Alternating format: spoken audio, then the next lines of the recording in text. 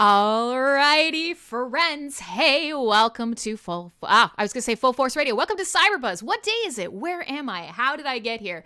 So, hey, we've got people who are starting to filter in already. I'm going to let our guest know. I'm going to unmute him so he'll be able to say hi, and then I'll get the screen all sorted out. It's going to be a great time today. So my name is Crimson Clad, and this is CyberBuzz Radio. Let's get this screen transitioned over. You will notice today, as you're watching, I'm not alone. I have a friend. This is Shub. He is the mastermind and leader of the team behind the Aureal podcasting app. And so today, we're going to talk a little bit about all the cool stuff that he's doing because so many people have questions and comments, and they're really getting into podcasting. So the first 10 minutes of the show is usually people kind of wandering in, getting set, grabbing a drink. So I thought, so Aureal is how you say it, right? Ron is going to make fun of us today. He says when I say it, that it sounds too much like Oreo the cookie. But why don't you say hi, introduce yourself, and kind of get settled while we wait. I can see a lot of people are already watching on YouTube. There are people hopping in on Vim. So today will be a really good one. But probably a good place to start would be to introduce yourself. You can. You're good. Everyone can hear you and see you. So there's no more hiding. You're no longer hidden away. You're in front of the world now.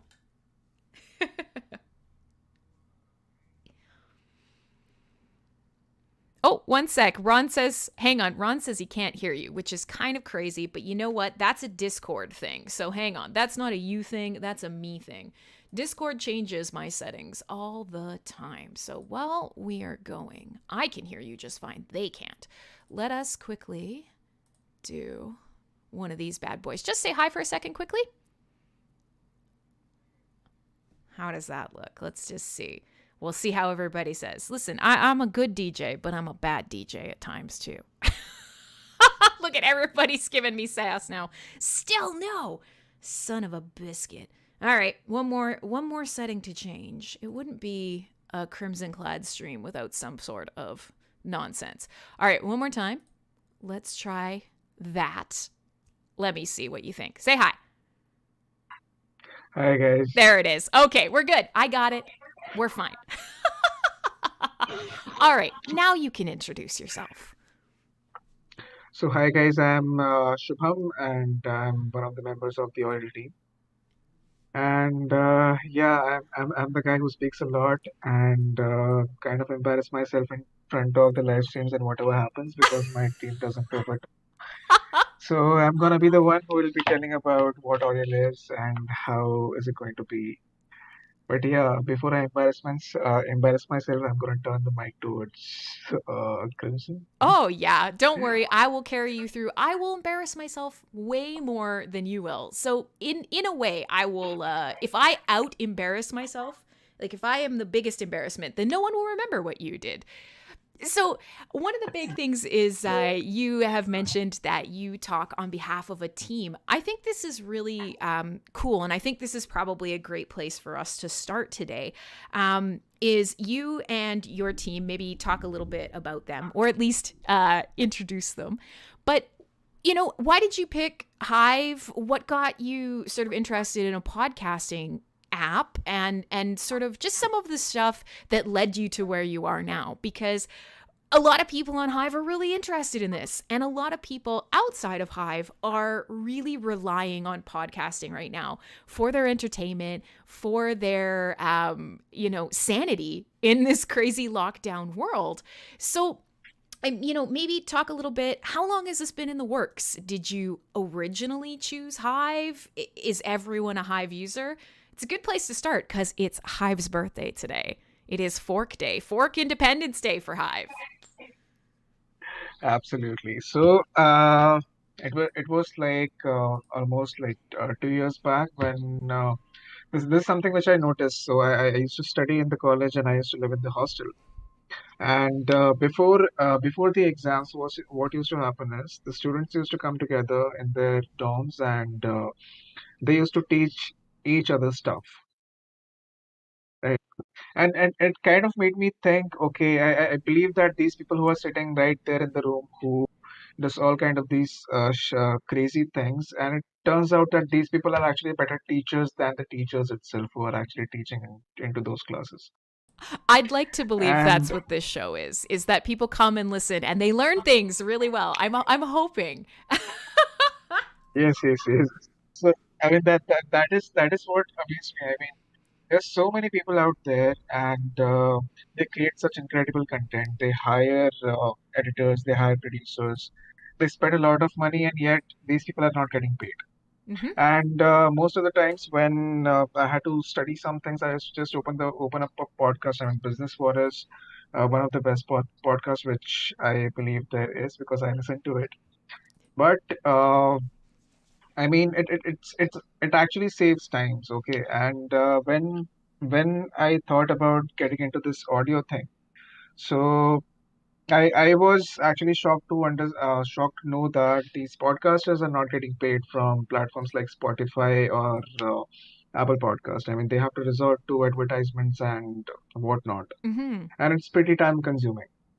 And it was in 2018 when I saw a video which was made by Cold Fusion and where he introduced steemit.com. So I started studying about Steemit Yeah. and we actually started integrating our platform with Steemit. But then we came to know that, okay, the hostile takeover happens. Now it's going to turn up into, I'm not sure if I want to say the word, but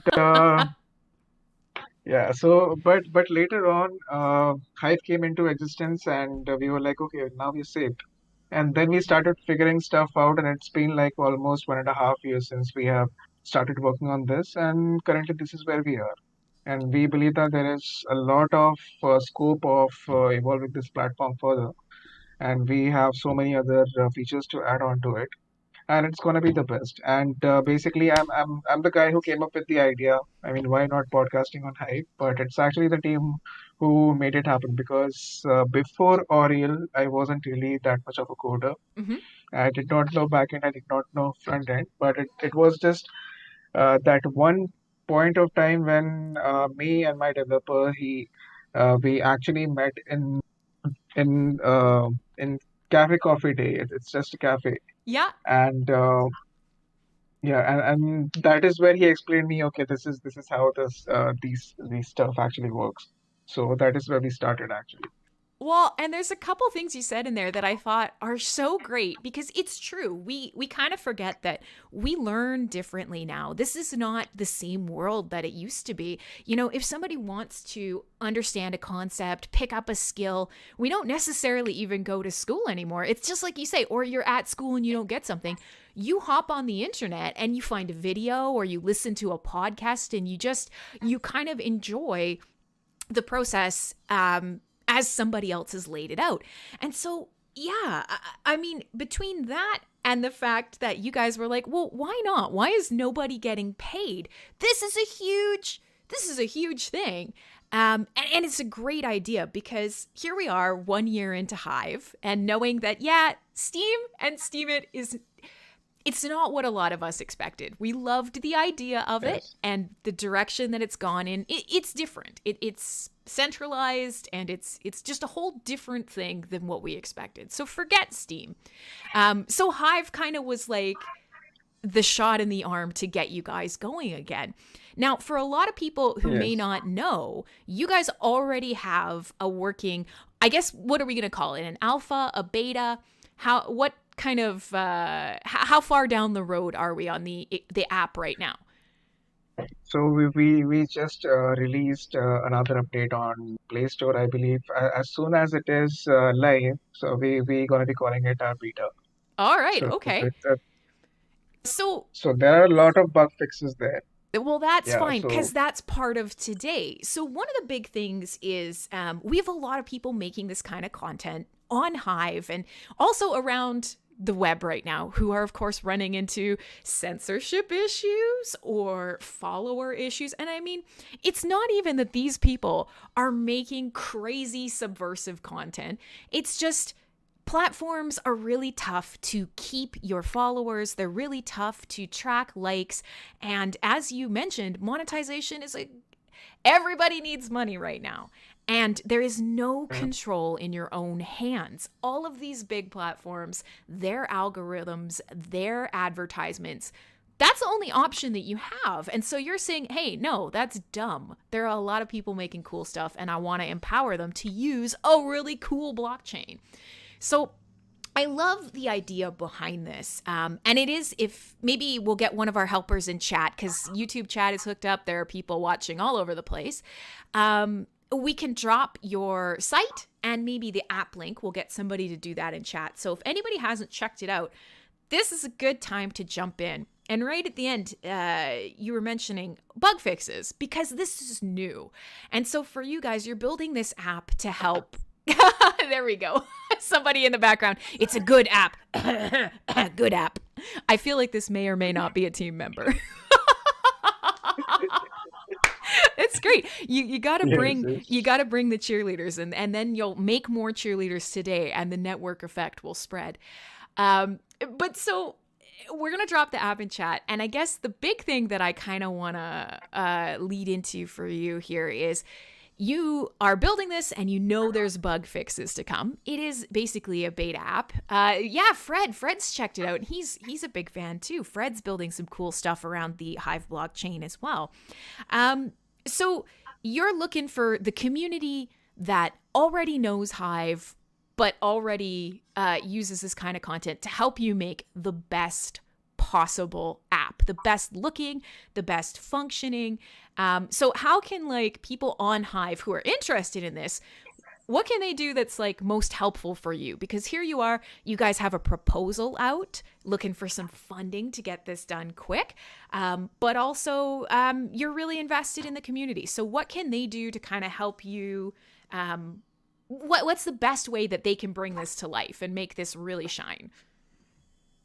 Yeah, so basically, first is we were actually roasted by one of the Hive members about open sourcing the platform, open sourcing the code, and which is something which we're gonna do. Really And awesome. yes, it's part of the proposal where we've mentioned that okay, we're gonna be open sourcing this code, but one of the members said that okay, it's not a beauty contest. You can just open source it right away. So that is something which we're gonna do. So we thought of okay, let's fix the bugs, then let's do something. Let's have whatever that is supposed to be done, and let's open source it so that the community can actually see. But now the important point is that the code that we have is pretty verbose, and I believe that the people won't be able to understand because it's kind of a pile of shit. Because of No, which the app no. is working. No, I'm talking about the code. I'm not talking about the app. Yeah, and this is one of those funny things that, when you dive in, you're saying, "Hey, when I started this, I wasn't really a dev."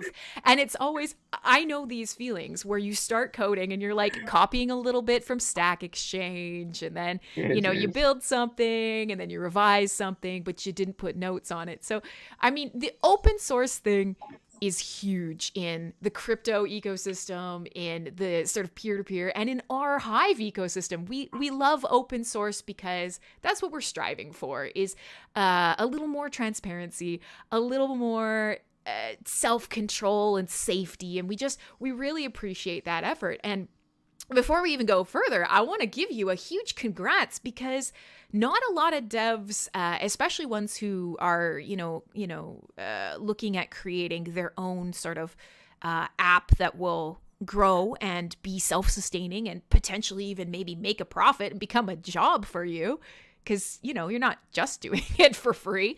Open source sometimes Yes, seems yes. like well, it's a charity kind of thing. You know what I mean? You do open source work so everyone can have it. But I would love to see, I love that you guys are embracing that, but you guys also have a plan for monetization in the future, not just necessarily for Yes, yes. peer-to-peer, because the whole goal is that anyone can choose anyone else's work and reward it. and pay a content creator for access to stuff or appreciate it. But at the same time, you guys have a plan for this app to become self-sustaining as well, right?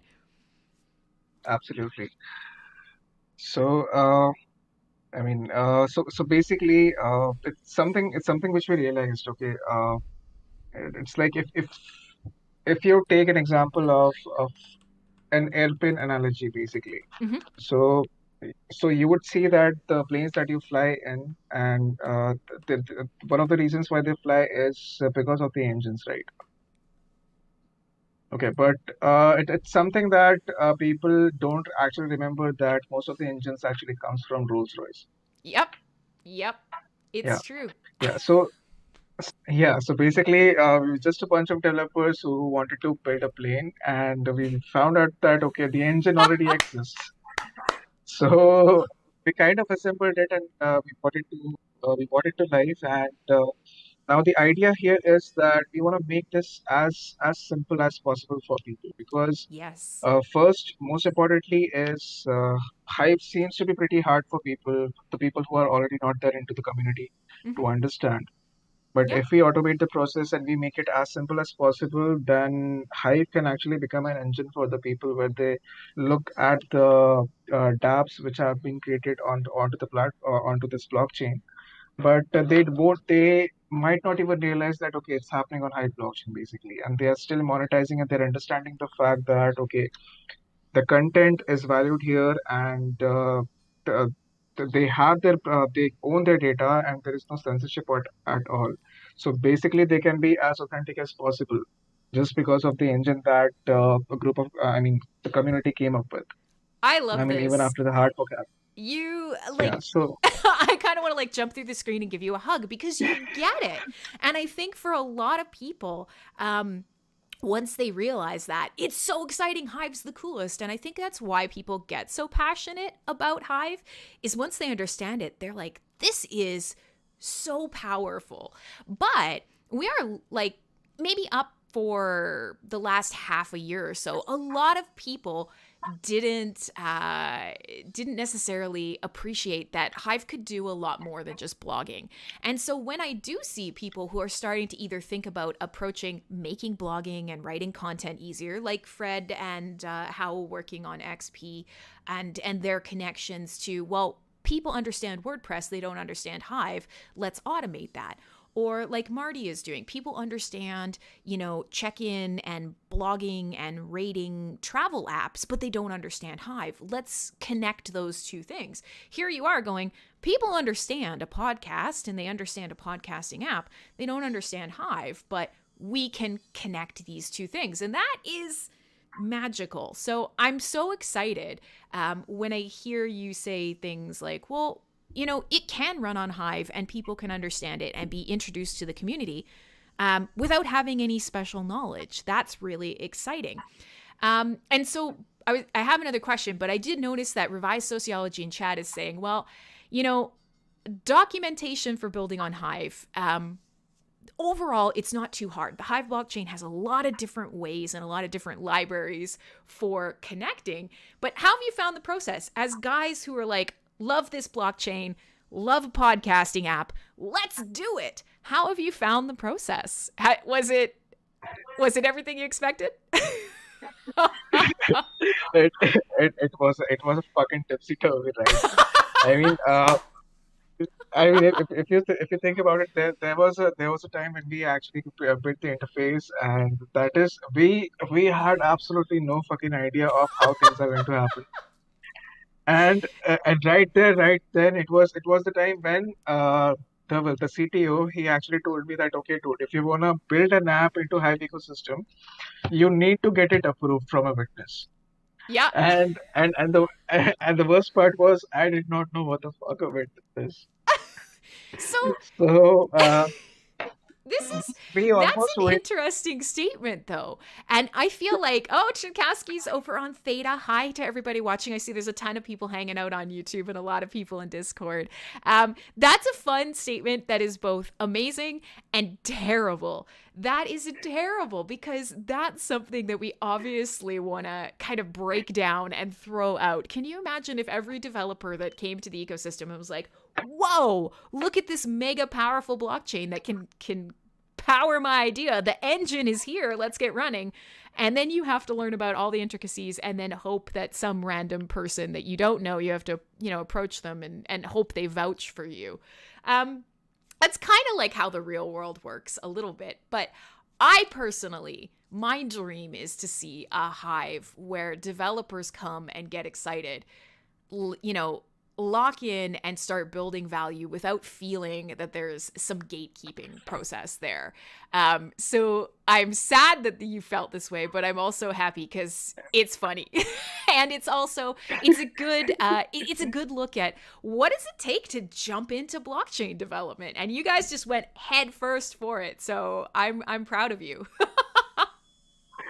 But we waited for like a week or so, and we lost the hope. Okay, Dhawal said, okay, let's just make a simple podcasting app. When things come into existence, let's connect both of them together. And then suddenly it happened. I mean, I received a call, and he was like, okay, the app is approved, dude. And I was like, okay, what to do now? So that is how the things have been going so far, and I mean, things have been here. But when we look back, I mean, all the journey that we had so far, it actually makes sense because when I see and when the team sees the app that we have made, and when we see all the other platforms that have come into existence, I believe they have come through the similar journey that we had. So Yeah, first is absolutely. And the nice thing is you can look at them and say, hey, here's all the things about them that they don't have that I can build. And that's really cool. So I see a couple questions. Hi to the new people joining us on Theta. Swoop is here. Lots of people saying hi. One of the here's a really good question that can kind of lead into you talking about the functionality of the app a little bit. And it's, is it for listeners or is it for podcasters? And I'm pretty sure the answer is everybody. yeah, everybody. All right, so talk a little bit about that. What does it look like from like a user's experience who wants to consume a podcast, and what does it look like for somebody who wants to create a podcast?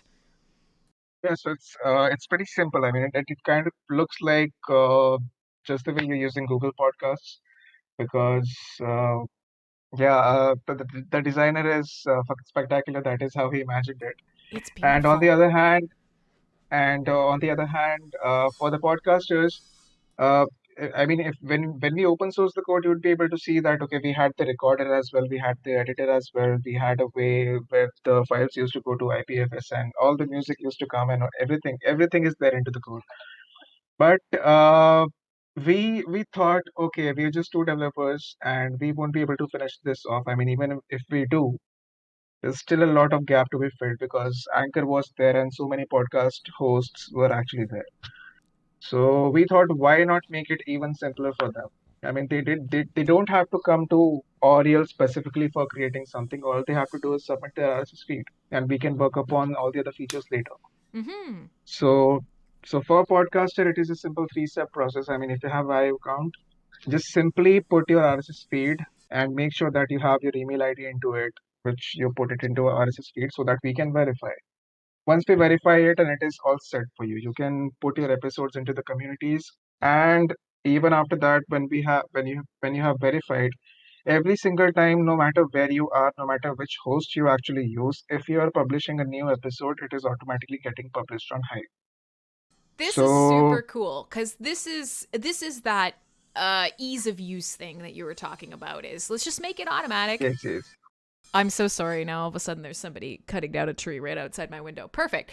But with all that being said, so you have your RSS feed. You're already, this to me is a really valuable thing. And for a lot of people who are going to watch this later or who are going to try and understand the process, we often say when you start using an app on Hive or you start using Hive, you don't have to give up everything else. And this is so important because in today's world, there's a lot of proprietary stuff out there. You know, Facebook makes something that doesn't connect to such and such. Every app wants to silo you and keep you inside it and never let you out. And what you're saying is, no. We're going to take the RSS feed from the tools that you're already using. You're going to bring them into an even better looking app with more features. You don't have to stop what you're already doing, but you can add more tools to it. And it turns out if you guys do everything right, which it's looking like you're really on track for, people will probably stop using some of those other tools and they'll start using the tool that you're providing. But I love stuff like this because it doesn't take away from everything you've already built. It allows you to keep building everywhere that eyeballs are and then move to the platform that works best for you. So I think that's a really smart approach. You guys are really killing it. So I hope we are. So I know that there's a couple things, and I'm going to try and keep it kind of separated. So we're talking right now from a podcaster's point of view. You can take that RSS feed that you've already got, drop it into the app, and then, put your show into communities. You can gain followers, you can display it and all that stuff. I know that you guys have also, of course, the future plans, which are going to be things like using the app to create Hive specific or, community connected podcasts or content or paywalled content using Hive. Do you guys want to talk a little bit about your roadmap? I know you guys have been posting about it, but do you want to talk a little bit about it now, sort of how you want to keep building from here and kind of use Hive as part of your feature set? Yes, absolutely. So the first thing is we have removed like most of the bugs, and it works fine for now. And the future plans are that first we're gonna have WebRTC onto the platform so that basically you can go live.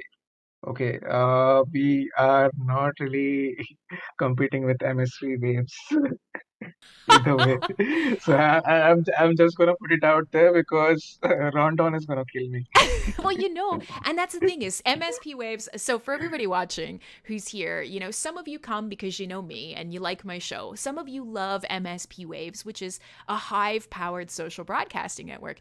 And there's nothing to say. I personally see a great synergy here because I broadcast through MSP waves. I see so that people are, listening there. But at the same time, that's great for live. People are going to come back and want to watch these shows. And for me, I'm actually I'm starting to go through my content and I've never thought about putting it in a podcast format, but now I'm gonna, because I have a cool, useful, beautiful app to do so. So I see more people are joining us and saying hi. There was a really great question, and it kind of comes back to you guys and your plans for sustainability and monetization. They're asking, hey, Aureal, is it free to use? Is there a subscription? What's that gonna look like? It's always gonna be free. So if you are a podcaster, if you're creating a content, just use it right away. I mean, it's basically it's something which we have planned out from the start. If the creators are not getting the value, then I guess till the time they don't get the value, we shouldn't. So I Look mean at that is the you. purpose of I yes, like it. that is the purpose of the platform. Okay, so I'm So gonna ask. Oh, there's quite a few questions, and we'll hit them all. I will come back as sort of what's your plans down the line to kind of make sure that you guys have the support to keep developing the app. But you know what, Swoop had a great question, and I feel like I love this kind of thing, and I normally start the show with it, but we didn't. If you could give like a 1-sentence pitch for Aureal, like if you had to describe the app or what you're trying to do in like 1 sentence or an elevator pitch, what would that look like? Oh. oh Okay, hold on. Think about it because yes, Swoop's right. This is one of those things where, these days there's a trillion apps out there, and you only yes, have a yes. couple of seconds to get somebody's attention. Now, anybody who listens to what your app is about and what podcasting, why it's so important, and why integration with Hive makes so much sense, they'll get it. But for somebody brand new who Yes. maybe doesn't care about Hive, I mean, there are those people. It's crazy, but they do exist.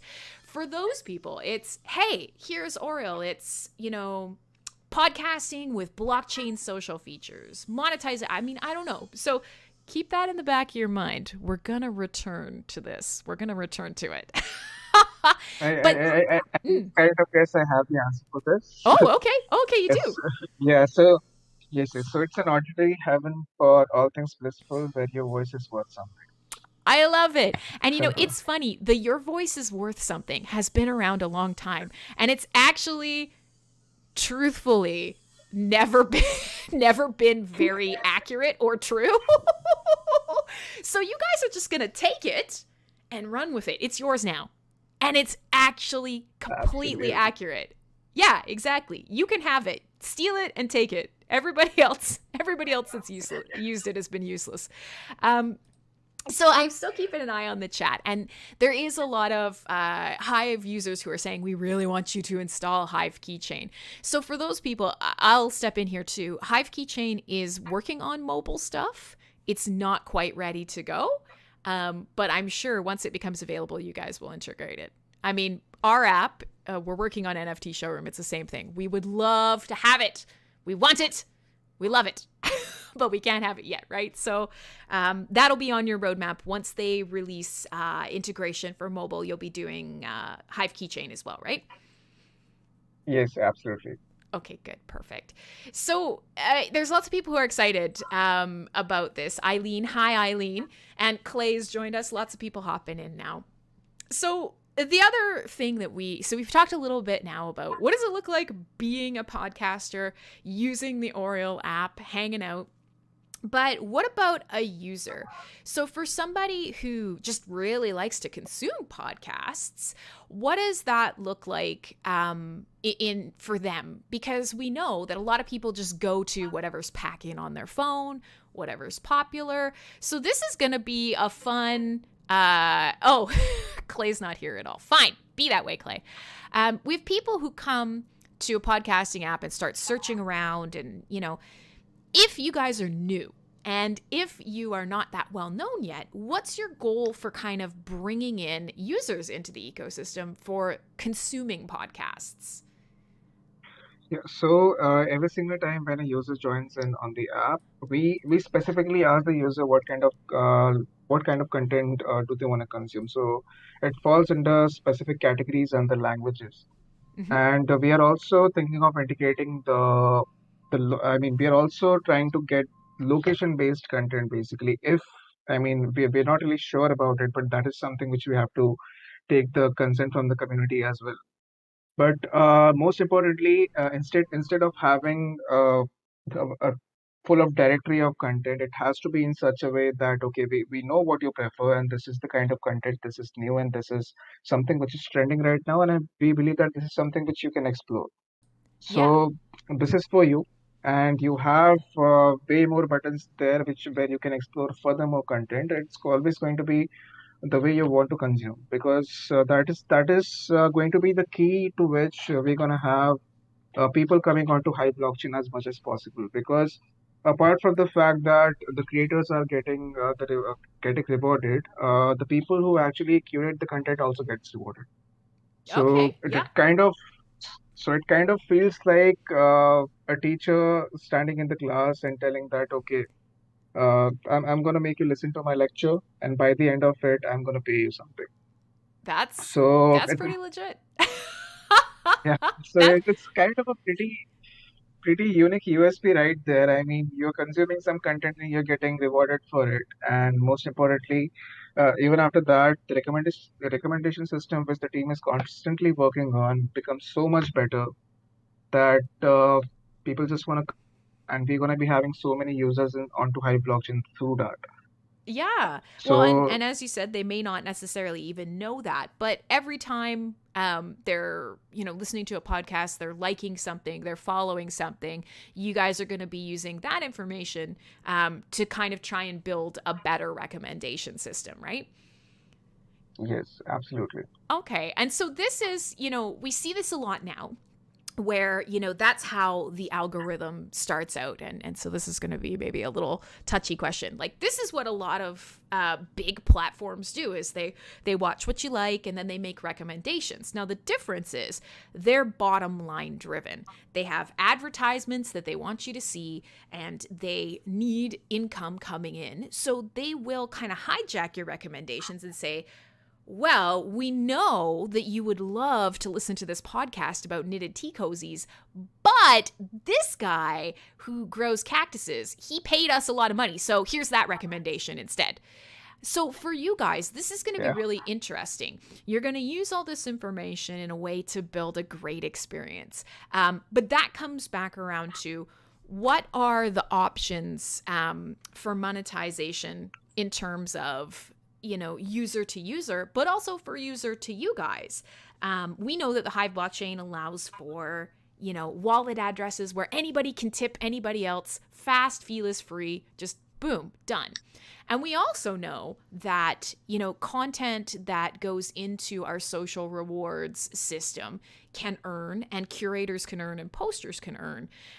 But so what is the game plan for making sure that you guys get income, content creators get income, but we avoid that trap that we've fallen into? Twitter, Facebook, Instagram, the horrible, crappy algorithm driven echo chambers, the crap content that gets pushed out into people's eyeballs, that has created the reason that most people are looking for alternative platforms now. Yeah. Is my voice audible? It is. Yeah, yeah. So basically, our game plan is to send the content creators and the enterprises on a date, and if they hit it off, then they pay us a little bit of the money that they have, Okay, a very so small amount.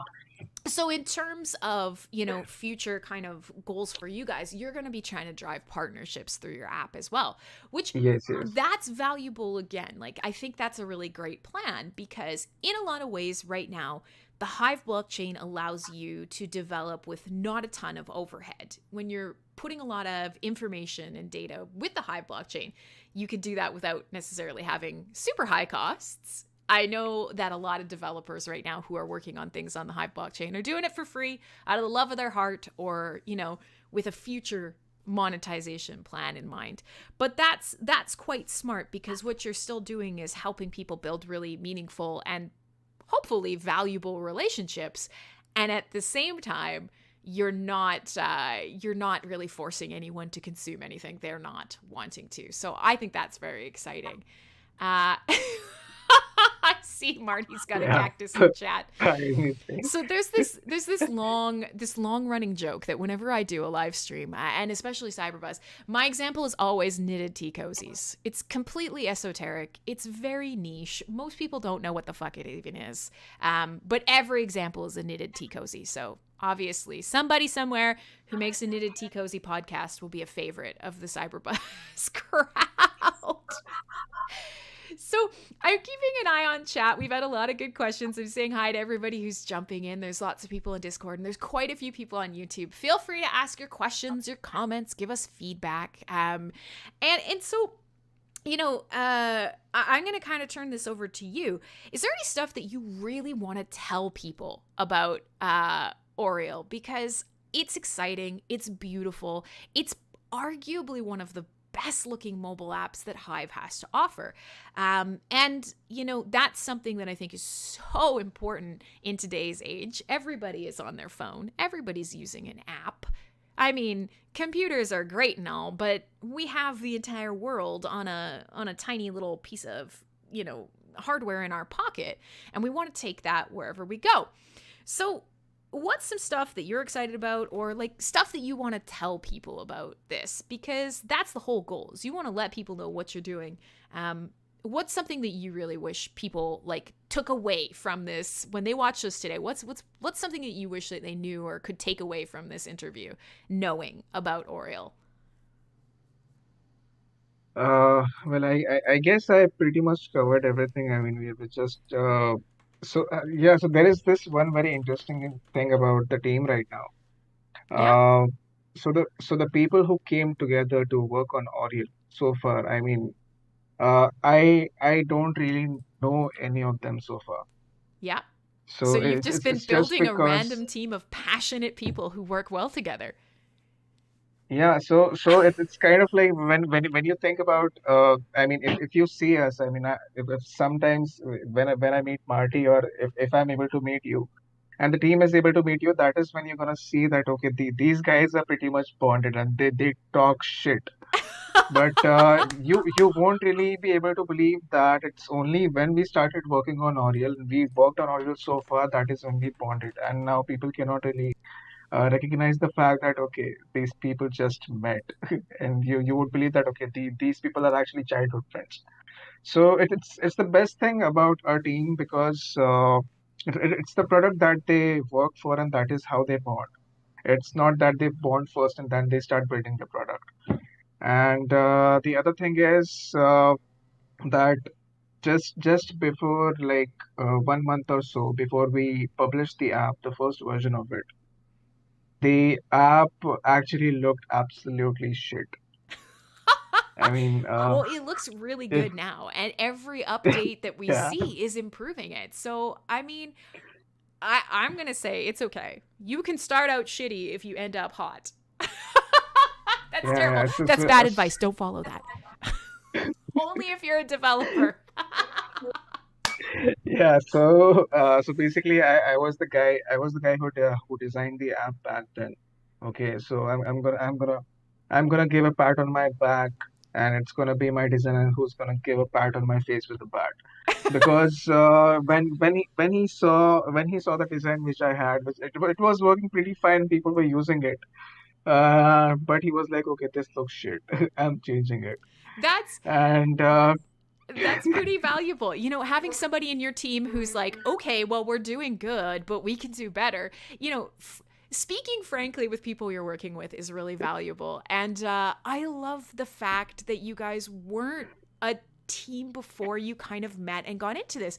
This is actually something that I feel like really is a Hive attitude. You know, we talk about it's Hive's birthday, it's the fork independence today. It's been 1 year of this whole community splitting away from the Steam blockchain and saying, no, we want to do this on our term. We want to do this as a group and as sort of a collaborative effort.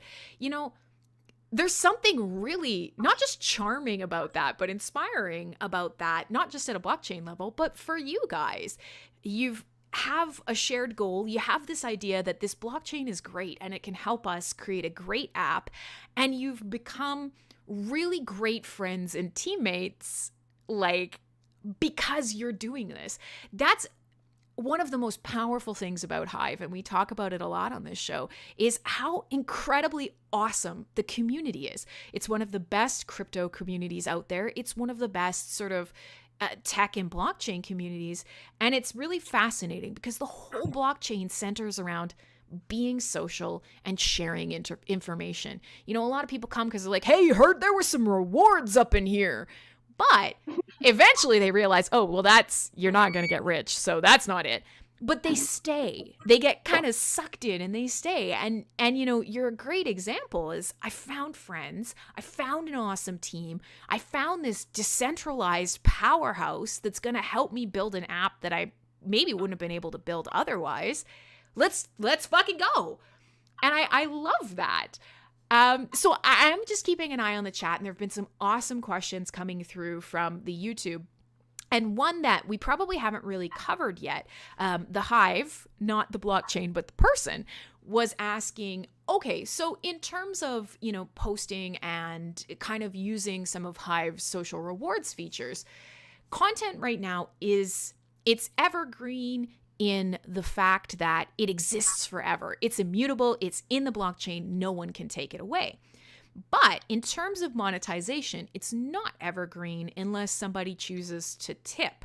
So when we talk about one of the most important parts of your app, which is, hey, content creators, content consumers, we want to see you getting rewarded because you're not right now. Do you kind of have plans to move beyond that 7-day window? that exists on the Hive blockchain for traditional posting? And sort of, do you have a plan to kind of build out an economy, whether it's your own token or using Hive? Do you kind of have plans for how you're going to move value around in the app above and beyond, just posting? Yeah, so it was the first version of the app. So we thought, okay, if the 7-day window is actually giving them enough rewards, and we just had to show them, okay, something like this actually exists. But we do have the plans where we're gonna get in fiat money as well, and we're gonna have donations on the platform as well, Mm-hmm. and we're gonna be launching our own token pretty soon. But it's gonna take a certain amount of time till we achieve a critical mass users. But Yep. most importantly, it's gonna be backed by Hive if that's how it works. Because trust me, I mean, in 2018.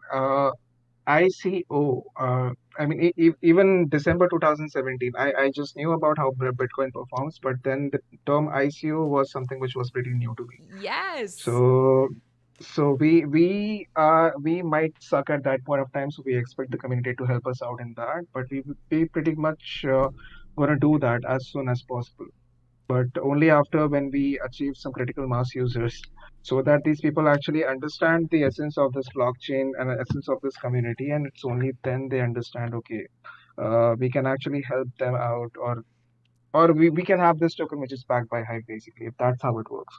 Yeah. But Okay. the important point here is that even after 1 year of Hive, and it kind of feels a little bit weird that the people are not really knowing about this, because it's very, very powerful when you think about the applications of this particular platform. I mean, in order for this app to work in India, we are actually talking to a couple of politicians so that they can understand, okay, what this is something which can actually works, because this is something which the country where we are in is Mm-hmm. something which it actually needs, and that is something which we want to tell these people, because they are kind of like, they don't understand the technology and they are against it right now. Yeah. So we are going through that process, and in that way, we actually understand the fact that even when the value of Hive is here, it's pretty good if you think about the fact that, okay, it's 1 year so far, but it's only going to happen, the value is only going to go up when the institutions actually understand, okay, what this blockchain is all about. Because when you think about applications of this into at least the education system or educational sector, Mm-hmm. it completely changes it, Yeah. completely changes it. So when people see it, they'll know it, and when they know it, they'll demand for it. And when they demand for it, the value is going to go up, and that is when the scalability issue is going to be then in Hive blockchain, and that is where I believe that is when we won't be able to sustain the number of people who are actually going to come there. But that is when it's gonna Hive blockchain is gonna act like a microwave. It's kind of like everybody has it, but I don't remember the last time I heard the advertisement of uh, microwave. Yeah. Yeah, it's true. Gosh, there's so many things in there that are so true, and they're such good points. And it's one of those things this is a topic on this show a lot, which is that Hive, we get it and we love it. But when everybody is decentralized and when there is no CEO and there is nobody that's in charge, it's a little more difficult to kind of corral people together and do things like marketing or whatnot. And that's been a big problem for Hive. And I'm hoping coming into the next year that we're going to have learned some stuff. And this first year, you're right. Where we're at and what has been achieved is really fabulous on like the tech side of things and the plans for the future. Scalability, ease for developers to kind of create something, and the capabilities of the protocol and the blockchain itself. It's there. This year, the prep for it has been awesome. But that perfect chain that you mentioned, people have to know about it and then they demand for it. And then once there's demand, then the value goes up. Yeah, we have to move through those steps. And we're still kind of at the beginning of that journey for sure. And so one of the things that you touched on in there was that some countries are still very, very against and apart from cryptocurrency and blockchain tech. And in that case, these are often the countries where you're probably going to see the most interested users. But I thought it was really interesting that you said you're actually like going to government officials and being like, dude, we could do this. Like, check this out. Look what this can do for you. That's pretty huge. How have you found the reception? Like knowing, so like India, and actually there's quite a few different countries that are like, nope, cryptocurrency is bad. Get bent. How does that approach work for you? Are you going in there and they're like, yeah, get out of here? So the beauty of this, we never use the word. I mean, before we go there, we don't use the word blockchain and cryptocurrency because we Smart. know that the moment they hear about it, they're gonna be like, okay, sorry. But what we say is that we have made an edtech platform where the people can consume audio content, and it pays the listeners. It'll pay your students, and in this way, you won't have to pay your teachers as well because they're creating the content and they're earning from that. Yeah. So they're like, okay, we are interested, and I literally called one of the officials. He is into the central government right now. He is the one who's responsible for the highway projects. Mm-hmm. And I called his PA and I was like, okay, this is something which my team is building and we have built it so far and we have the users. And I believe that this is something which sir should really see. And his PA got interested and he was like, okay, it's because of the lockdown. You won't be able to meet him, but just write me a mail. Yeah. And I usually track my mails always. And I usually know when people actually open it up. So So did you that see it getting bounced around from department to department? You saw a lot of people looking at it? Yeah, it was open 27 times. Ah. 27 or 21 times, I don't remember. But yeah, people will notice. It's just that their egos are not letting them come back to Earth. So they want us to go to them again. But yeah, if you want to make this work, we will have to do that because there is a saying in Hindi. It's kind of like if you got to get your work done, then you might want to even call. Mm, I'm not gonna finish that. My dad is here.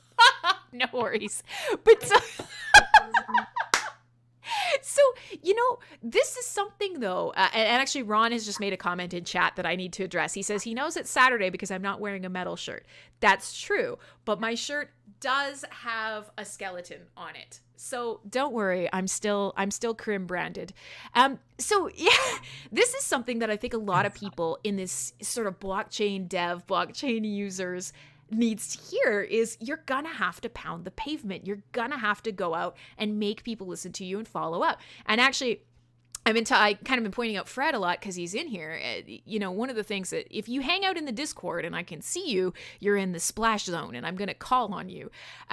He's often talking about, and actually Swoop is marketing genius. And, there's so many people in here. Hive has got a lot of great ideas. You have to go out and talk to people. You have to tell them why they need something. You have to show them why they want to use it. We are creatures of habit and we are creatures of least resistance. And so if you're not already barreling headlong towards something, you're not probably going to find it. And so it's going to take people like you. It's going to take people with a goal and something that they want to see happen for their project to step in and kind of bump you onto the right path. And so I love that you guys are saying, hey, that's cool. We just won't mention blockchain. But we know that there are universities full of people who would love to listen to a podcast. And, we can go out and grab these institutions that have money, are looking for ways to evolve with education.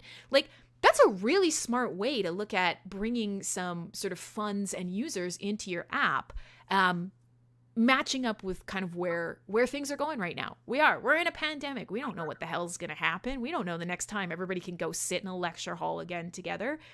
And maybe school changes from here on out. I mean, we're all getting used to working remotely and not necessarily being in an office anymore. The world is gonna look different on the other side of this. I'm hoping we get back to all the great stuff, but the shitty stuff like 9 to 5 in an office may be gone forever. So maybe there are some small benefits to be had. So this is really cool. There are a lot of people. I just want to kind of say hi because an hour has flown by. I want to thank everybody who's watching us. I see lots of people hanging out on YouTube, lots of people down here in the Discord, some really smart questions. And you have given us so much cool information on Aureal. And knowing now how popular podcasts are, Vim, the stream hasn't been posted to Hive. You're right. I'm sorry, Trey. I'm a jerk. I never actually make posts at the start of my Vim streams, but you see it. You're on the Vim, so that counts. I will be posting this after, and I'm sure you guys will want to be kind of posting snippets from this interview too, because guess what? You haven't been embarrassing at all. You've been fabulously informative. So good work. We have another. Go ahead. I'm just thinking that you're saying that to just make me happy, I guess. Well, yeah, no, I mean, you can tell. Yeah, me too, Trey. I'm so glad you said something. Don't worry about it. Anybody that wants to chat with us, please do. Anywhere you're watching. I see people on Vim. I see people on Twitch. I see people on YouTube, Theta, Trovo, wherever you're watching. Feel free to just jump into chat because that's what the show is all about. And one of you guys might sling a question that will actually throw Shub off. So maybe there's still time for you to embarrass yourself. Don't worry. So we've hit a full hour. If you're cool to keep talking, I have a whole nother hour to go. And I think there's a lot of, I think there's a lot more that we could talk about podcasting and sort of this enabling people to make content about stuff they love for other people who just want to consume content right now. There's probably still a lot we can talk about. So I think what I will quickly do is I'm going to grab a track. I'm going to play a really short 3-minute track. I'm going to give us a break. I'm going to feed my dog who's actually sleeping back here on the couch. You can't see him, but he's sleeping on the couch behind me. I'm going to grab a quick wet my whistle. And then we'll come back and we'll keep answering questions and talking a little bit more about your app, Aureal. We'll share some links in the chat. I see some team members are here making sure that you don't lie about them on air. And what I'm going to do is, unfortunately for you, you're not going to hear the music because you're in here with me, which is going to suck. So I'll let you know when the song... I'll let you know when the song is over. And for everybody who's in here, we're going to take a quick break. 3 minutes, and we'll come back with Shub, and we'll talk more about what's coming down the pipe for Aureal, more about your ideas on podcasting. I want to hear from you guys about what you want to see, what you're excited for, and, we may end up just talking a little bit. Rex the Gex, don't know how I got here. Hi from Chile. Hi! Perfect. Well, stick around. I'm going to start this track. My name is Crimson Clad. Every Saturday at around this time, wherever you are in the world, poor Shub is up. It's the middle of the night for you. It's the middle of the morning for me. Whatever time it is for you, this is CyberBuzz Radio. We talk about blockchain. We talk about Hive. We talk about disruptive technology. We listen to synthwave music, art, whatever. But today we're talking about decentralized podcasting and a super cool up and coming app called Aureal. So stick around. We got another hour. I'm going to quickly play a track here and we will be right back.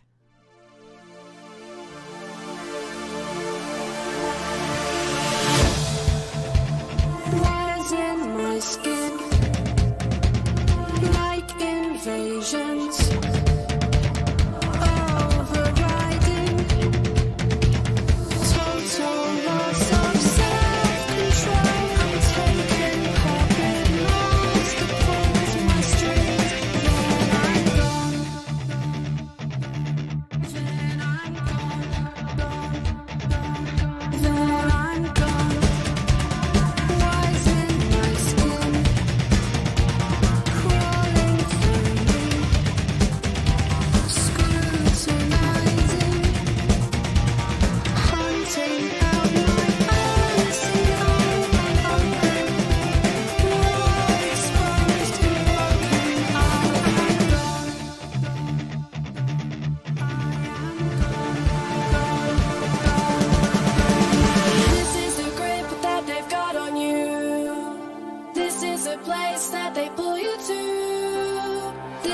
trap that they set for you. This is control. This is control. Here is the life they set for you. Here is the hole that you fit into. These are the choices they make for you. This is control. This is control. Wires in my skin, winding me in. Separated, brick by brick, enclosed, contained, silenced, overridden. I am gone, gone, gone, gone, gone, gone. This is the grip that they got on you. This is the place that they pull you to. This is the trap that they set for you. This is control. This is control. Here is the life they set for you. Here is the hole that you fit into. These are the choices they make for you. This is control. This is control. This is the grip that they got on you. This is the place that they pull you to. This is the trap that they set for you. This is control. This is control. Here is the life that they set for you. Here is the hole that you fit into. These are the choices they make for you. This is control. This is control. All right, there you go. I actually cheated and I played that twice. That was the same track that I played during the intro. But you know what? A good song is a good song. My name is Crimson Clad. This is CyberBuzz Radio. We get a ton of people hanging out on YouTube, lots of people chatting live in the Discord. Shub is here. You're not muted anymore. So, you know, if you were sassing me in the background, people will be able to hear you again. So you are no longer safely able to curse me.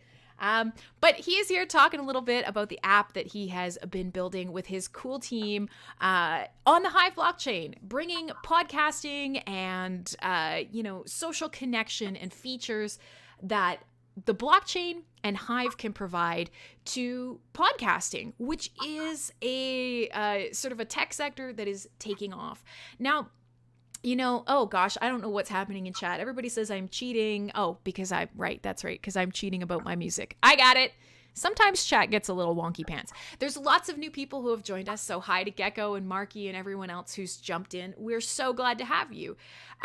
Before the break, we were talking a little bit about all of the sort of things that it has taken for Aureal to come to life. So talking a little bit about you guys and your development journey, talking about why you chose Hive and how you found developing on Hive, and even talking a little bit about how you guys are going about kind of prepping, finding people in your country and locally kind of partnerships that will help, get you guys off the ground and really start charging. It's a new term. I just coined it. TM. Kind of kickstarting what is hopefully going to be a really popular app, both for people who are looking for educational reasons, but for people who are just wanting to have fun and jump into connections in a time where we have to do it differently. Podcasts are really popular now. The pandemic, I hate making every show about it, but it is very relevant to our world right now. And so for a lot of us, that human connection matters. Watching these videos, listening to someone else's voice, learning a new skill, using this time in a way that feels valuable, and making connections to communities and people who we admire or enjoy their entertainment, that really matters. It really matters. So this is a great time for you guys to be bringing Aureal to the world. So one thing that we didn't really get a chance to talk about right off the bat was, yes, you guys dived in and you took the chance on developing on Hive. But now you've already got your sort of beta app now. It's looking beautiful. It's functioning. It's working. You've got plans. Do you want to talk a little bit about your roadmap and also your proposal? You guys have made a proposal to the DHF, and that's a topic that comes up on this show a lot. We love the idea of the DHF. We'd love to see more things funded. We'd like to see more experimentation, but we also love that we have it and that it is attractive to devs like you who are really passionate and ready to go. Do you want to talk a little bit about making your proposal and then also sort of like your roadmap? Like what does your sort of timing look like? Because I know you guys have been posting about it. Maybe this is a good chance to kind of go over it with the audience that's watching. Yes. First thing is the reason why we had to publish a proposal. It's only after when Marty told us that okay, you guys can get the money because to be honest, I along with my team members, I mean most of the times what we do is work on Aureal, and that happens full time most of the times basically. It's just one person who is helping us sustain right now, but it's still not enough. So we were like, okay, now it's time to go to the market and why not ask for help? Because first thing is, even if I mean it's a pretty good concept of DHF, but I believe it's difficult for some projects to get funded. I mean, we even consider that we might be even one of them. But it's a pretty good marketing opportunity. Okay, then the important aspect of this is the fact that there is a whole community who is going to help us out in terms of understanding what the product is and spread the word basically. And because that is something which is more important. Yep. We can have some money, we can make the budget, we can make the creators, and we can post it online and start the ads and have people come join the platform. But the most important point here is that these people can actually spread the word. It's word to mouth marketing that is always going to help us out in terms of the adoption. So the milestones of the proposal, first thing is we had to change that. I mean, what is written over there is pretty much everything that's going to happen in the next 4 months. But we shifted the open sourcing part from the last to the top second, so that it can happen before. Yeah. So so that is something which we did, and the first thing that we just finished right now is have the people who are not really acquainted with the Hive blockchain to just come on the platform and try things out. And we recently had chats with few of the devs who told us how you can actually claim the Hive accounts for the users who's going to join. But to be honest, we do not really have that much amount of funds. Right. Well, I mean, and this is, you know what, that's okay, because this is something that for a lot of people developing on Hive, this is a sort of stumbling block is, as you know, the more people that join, the more that they're going to tell their friends, and all of a sudden onboarding people gets a little scary because onboarding is decentralized right now. You can get a Hive account in a ton of different ways, and all of them in one way or another are actually a little bit complicated. But that being said, there is sort of a push across quite a few different developer sort of ecosystems and people in here to share what they're doing. So there is, Hive on Board is one of the absolute best, and there's a lot of work that is being done there to kind of help make the process easier for other dApps to start using what they're doing. And same sort of thing, we're seeing like Leo Finance has some really awesome integration options as well that they'll be looking at, making available those API to other developers. So, right now, and Ron's asked another question that's actually quite relevant to this, so we could touch on that too. Right now, you guys are very much believing, get the app up, make it an MVP, make it look good, make it function well, and then keep expanding on it. So yeah, onboarding right now, you guys are saying, okay, well, you can come in with, anybody with a Hive account can just use Hive Signer and log in. Anybody who has a podcast and an email account can just log in. And then we'll start growing, getting you a Hive account as we go, which is very smart. But one of the things that Ron was saying is, where is my podcast kept? And so for right now, you guys are not doing sort of that decentralized hosting for the podcasts themselves. What you're doing is you're taking these services where people are forced to go listen to these podcasts inside other services, and you're loading them up through your app, correct? Yes, that is currently what we're doing right now. Okay. And so then I know that you guys do have plans to actually tackle making, say, paywalled content where if you want the next episode of Crim's Tea Cozy Fantastic Light, space extravaganza, then you do have to come to Hive. And you do actually have to kind of get here, and it's paywalled, and maybe you have to subscribe, maybe you have to maybe you have to send a tip, whatever the case may be. You guys have some plans for this, right? Absolutely. I just wanted to touch the topic that we were talking about just before, about where we Of were course. storing the data. Yep. Yeah. So initially when we started this, it was going to be a podcast hosting app, and which is still the plan. We're going to have these features coming into the platform pretty soon. The thing is, at that particular point of time, we were actually hosting the files on IPFS, and that is how the transaction used to happen on Hive blockchain. It's just that we did not really scrap it out. We just had to comment it. The connections which were there with the usage of the app, the interface that is there. Those modules still exist. It's just that when we fix all of that and we connect it back, that is when these things are also going to be there.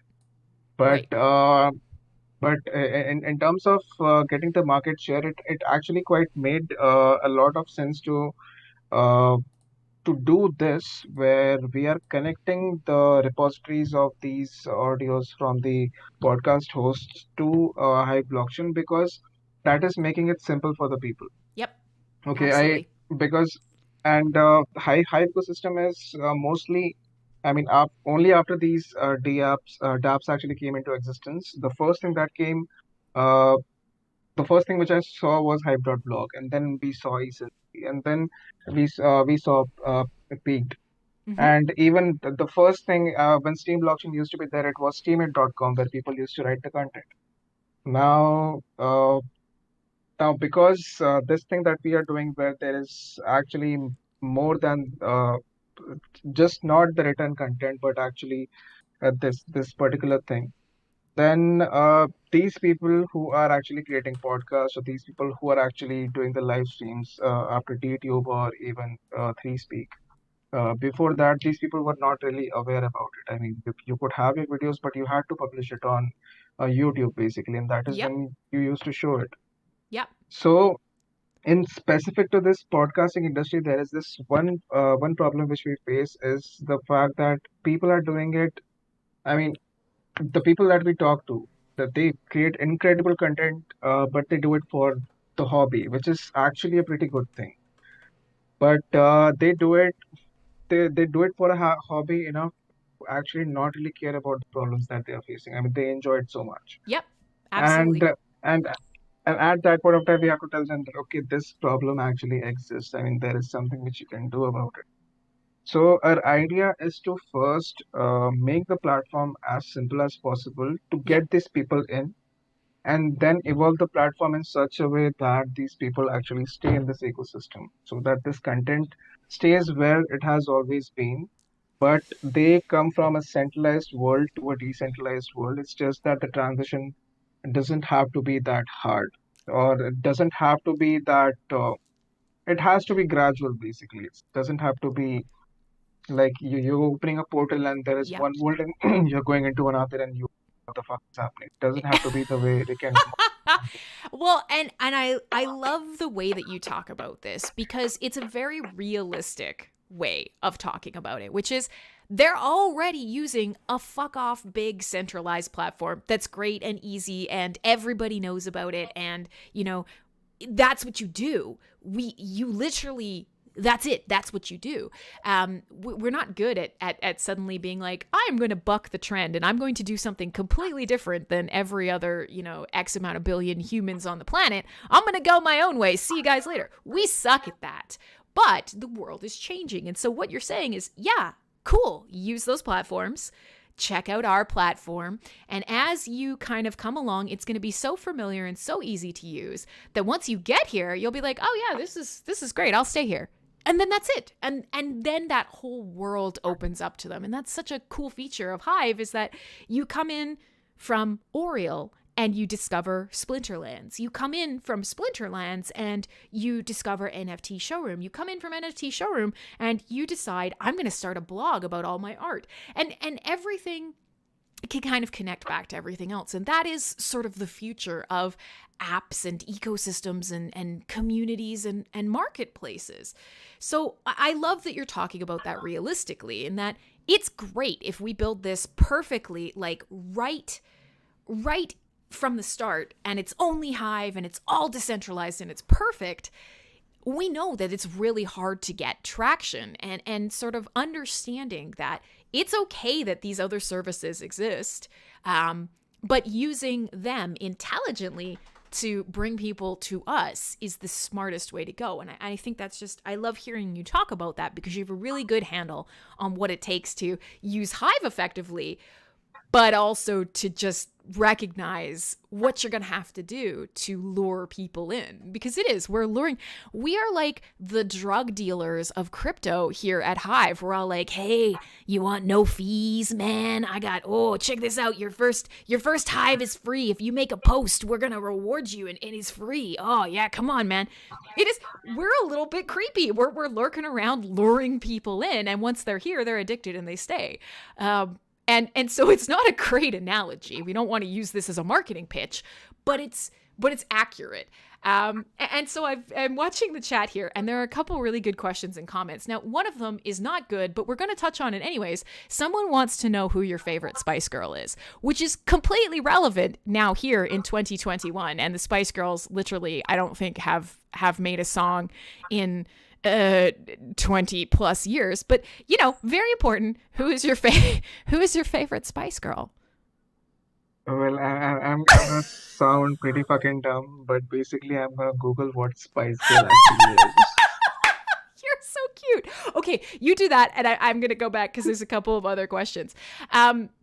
So there's quite a few people who have been asking. Cam Stubbs, our good friend on the other side of the YouTube, he's talking about the Alive protocol on Hive, and he's saying, after today's episode, if you would look that up or maybe even connect with him, that'd be really cool, because there are a lot of devs in our ecosystem who are trying to work together to build something a little more powerful. So he's got some stuff that he wants you to see. But Inertia is making some really great points as well. Inertia's saying that, traditional hosting isn't bad.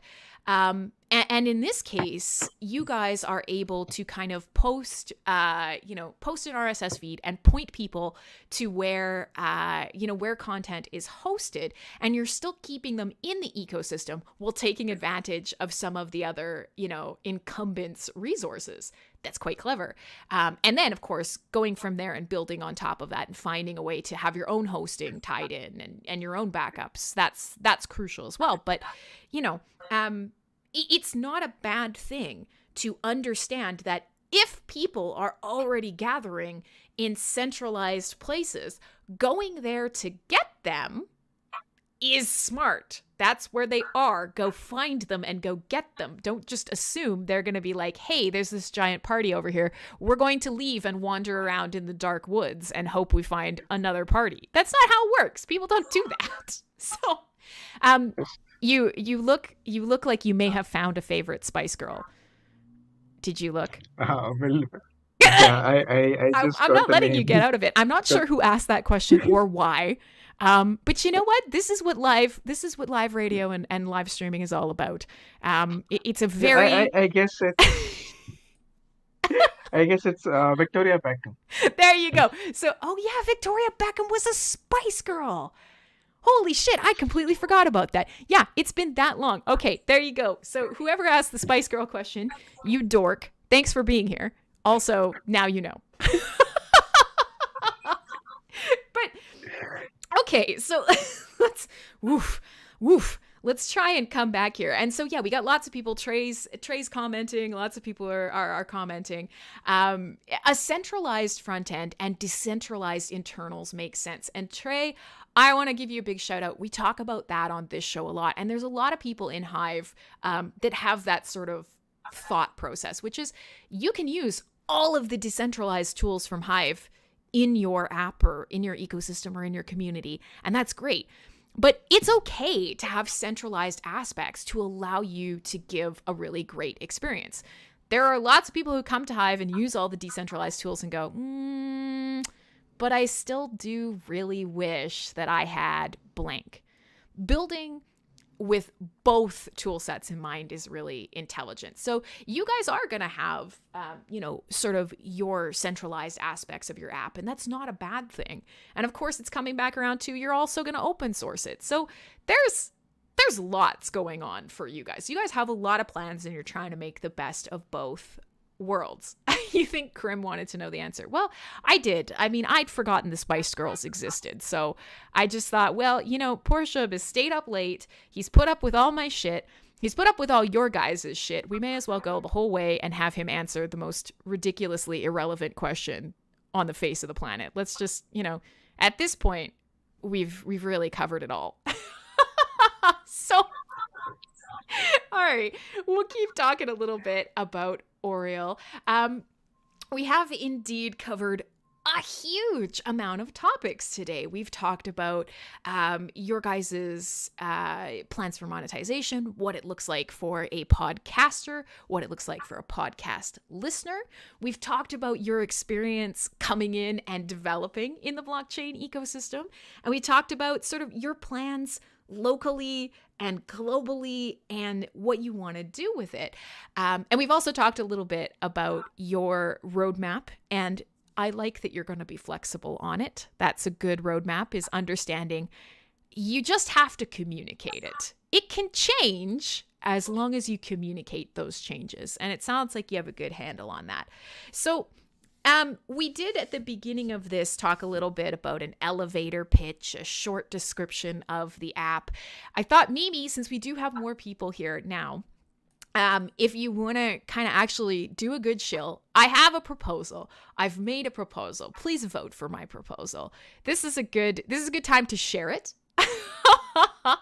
And Trey is asking, is it going to be available as an app to add to your smartphone? Yes, it's actually already available. And so for some of you guys who are coming and going, or who might have joined us a little bit later on, it is already available in beta, and we would love if you could check it out. One of the big things from today that I think is going to be most helpful for the Aureal team is if people come in, start using it, and let them know, where are the pain points? What needs to be fixed? What did I not like?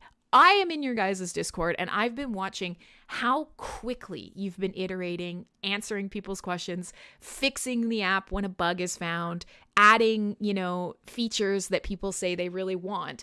You guys are all over that, and I love that. So do you guys maybe want to talk a little bit about, hey, please vote for my proposal, and, what would you like to see in order to have you voting for the proposal? That might be a good thing to touch on. Okay, I'm not really sure how this works. Well, let's put it this But way. Before you start, let's put it this way, because this is one of those topics that devs are not always very good at. And I can speak to this. Marketing something you've built, when you've put your heart and soul into it, you go, I love this. It's fabulous. I get it. I know it's worth something. But telling somebody else that, you might not know what does that look like? How do I do that? And in this case, one of the things that we've discovered is the DHF, you need to go out there and pound pavement. And, we joke about how hard it is to get funded.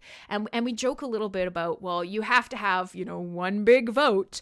You got to get that block trades vote. But we actually have somebody here in chat. Yeah, Inertia. Inertia understood the process, and we've seen a couple of other people. I mean, Marty ended up getting funded as well. And one of the big things here is you have got a giant community pool of, you hope it's an indecent proposal. No, I think it's going to be very decent, friends. You you are asking for funding from a community who doesn't really know you yet. It makes sense that they're going to be skeptical. You're walking into a room and you're asking everybody here, like, hey, chuck me some cash. That's a big ask. And that's fair. But one of the things that we've discovered is people making proposals often tie, and we talked about this with Marty, and we actually talked about this with Disregard Fiat, and now we're going to talk about it with you, is when you make a proposal, you can't help but tie your project's worth and your self-worth to it. And so you're going, if this proposal doesn't get funded, I'm a failure. And I suck, and nobody wants to pay me, and my ideas are bad. And that's totally not true. So, have you found that this process has been disheartening? Or have you found that, you know what, I'm a business forward thinking guy. I already know I'm going to people in, educational and political positions, and I'm already pitching them. I know that a no is just an opportunity to come back later and ask again. It kind of sounds like you have a healthier approach to this whole proposal process. Yes, so uh, I mean, and that is for the people to decide. But basically, uh, when we started working on this, we were thinking about the people who are not really familiar with the concept of Hive. Mm-hmm. Okay, so it does make sense. So we are keeping our options open, and we are putting the proposal, and we are contacting the people. I mean, Marty helped us a lot, and even you are helping us a lot, and we are getting the votes. That's perfect. But we are just not stopping there, because Yes. either way, sometimes when we pitch certain things to people, it might not make sense to them. It's similar to this is something similar which happened with Slack as well. People did not know, okay, whether it's a messaging app or whether Mm-hmm. it's an email app or whatever the fuck it was. But it's Yep. basically now $1 billion company. And it's something which usually happens. I mean, people are not really listening to podcasts that much. People never listen. People wasn't listening to podcasts, but now Mm-hmm. you see that people are. And there are still some boomers who are actually thinking of investing into companies. And when you pitch this kind of ideas to them, they're like, okay, dude, how is it different from radio? The radio which used to be there. I mean, okay, fine, you Boomers. yeah, so it's simple. I mean, there is always going to be a person who will understand where we are going with this, and would always be good with trends, but it's always the adoption curve, basically. There are always fewer people before, and then the curve rises up, and then the curve goes down. But the beauty of this is finding the initial people who actually believe in the product, and that is something which requires a lot of iteration process. Yep. And at that point of time, you cannot really dishearten yourself by just listening to the words that people say, okay, no, this is a shitty project. Absolutely not. Let me try it out because I can see the potential here. Yep. I mean, there are so many companies which have been funded with millions and millions of dollars, which did not even give the USP which Hive blockchain is providing. And we're using the same we are using this technology, and we are giving it to the people. I mean, they would highly appreciate it because you get something for learning something, or Yeah. you just and this is something which nobody did so far. Hive blockchain made that happen, and it's basically it's not that we have to go and pitch it to the investors. It's about the fact that the people who start using it, they speak for us Mm-hmm. because they like it. And when they like it, the buzz starts. And that is when people are like, okay, it's something which I believe this is something similar which happened with Clubhouse as well. Yeah. Well, Clubhouse. So it's Clubhouse. I have to say, I have opinions on Clubhouse, sir. I don't love the idea of sort of gatekeeping behind a shitty piece of hardware, but that's just me, not an Apple fan. So there's certain things there, but you're right. You're absolutely right. Is a couple people start using it and they're like, dude, I had the best conversation on Clubhouse, and all of a sudden everybody's going, well, I want to be there. I want to have a conversation. What was happening there? I'm not allowed to go there. So you're right. Grassroots marketing is really, really important. And, getting a proposal funded is in its own way a similar form of marketing. If enough people start saying, hey, I'm voting for this, I'd like you to vote for it. Hey, can you check this out?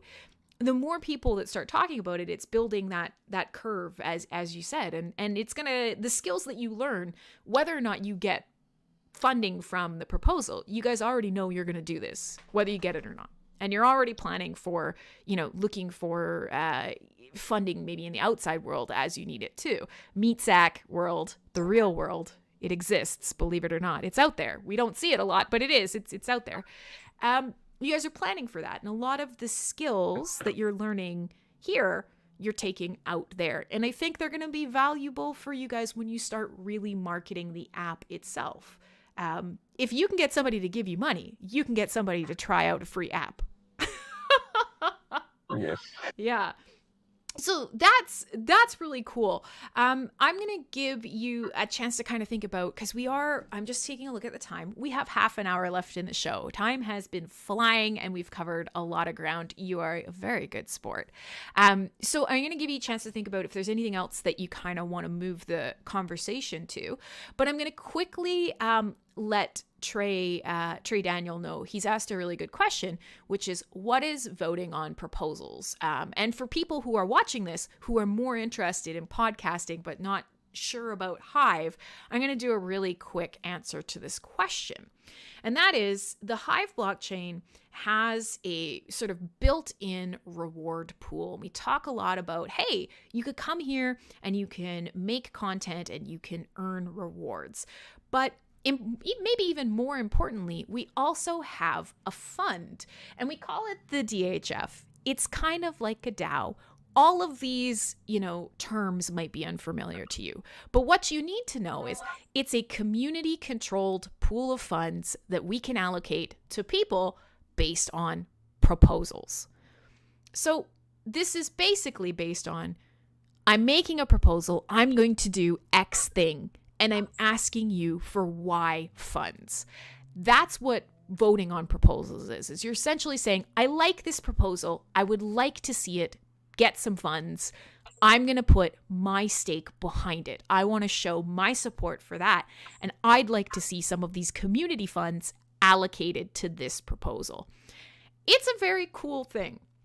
And while right now I don't believe it's meeting its full potential, there are some really exciting things happening around it. And so for a dev like Shub, and for somebody like Marty, or somebody who is coming up from essentially nothing and building out of a place where, we're doing this, out of the goodness of our hearts, but with a plan to build a business, this funding is, I almost want to say, a little bit kind of like angel investing.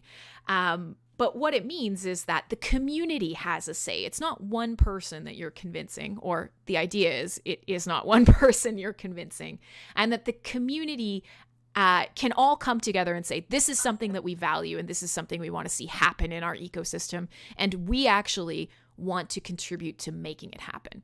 That's the idea behind this proposal system. It's still new, and I think there are some things that can absolutely change to make it more functional, but it is a really cool thing that Hive has, because it always comes back to people in this ecosystem have the ability to be heard. Your stake, or your ability to post, or your ability to use an app like Aureal is there. It's yours, and you're in control of it. And that, in a world where we don't always get to speak our mind or be free to do what we want, it's really, really powerful. So, coming back around to our fabulous guest, I kind of opening up the floor here. There's been some awesome comments, some great questions. Is there anything that we haven't touched on yet today that you want to talk a little bit about? It can be about Aureal. Most people are here wanting to hear about you talk about podcasting. But, is there anything that you want to talk about that we haven't? About your app, about your team, about Hive in general, we're a year in, or about crypto, or sort of, tech in general, and how that's going for you? Is there anything that we haven't touched on that you want to make sure that we do talk about? It's not something, but there are certain fragments of my team which, I mean, when I met them, I thought, okay, they were going to do something else. But when I actually got to know them, they were sometimes when you actually understand the fact that okay, your team is actually better than you, you're just a poser there. So I kind of felt that way many times. So we now have almost we have 5 members basically. Okay, yeah. So there's Okay. 5 of you. This is Yeah. pretty impressive what you guys are getting done with 5 people. Do you want to give them? Do you Yeah. want to give them shout outs? So we're just 5 members, and so I'm the guy who's the poser. Dhawal is the guy who's the CTO who handles everything, and Chinmay Kulkarni, he joined us as an intern, but we came to know that okay, this guy apart from tech, which he is growing pretty fabulously and which he knows pretty well, he is an excellent trader. I mean, it's something which he's been doing for almost 7 years, and he is just acing it. So now that is something which happened with the team where I was the guy who wanted to learn something from him.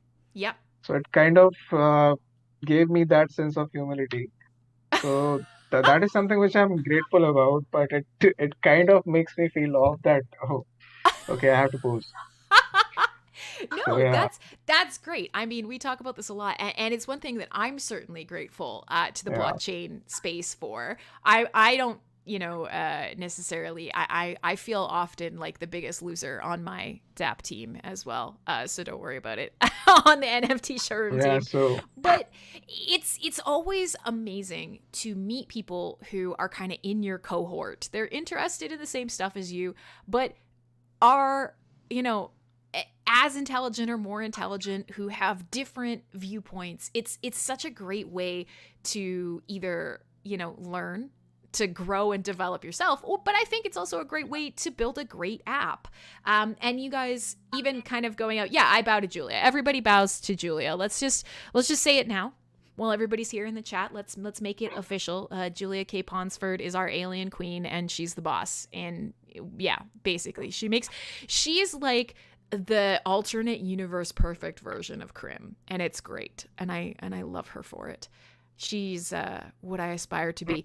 But the reason that I bring this up is because this is of great value to you, is you've got a bunch of people on the Hive blockchain who want to use your app, who want to learn more about what you're doing, and hopefully are going to give you some tips on how to produce the best product, and kind of give you some ideas of where does the app need to be improved, what are some features that we would like.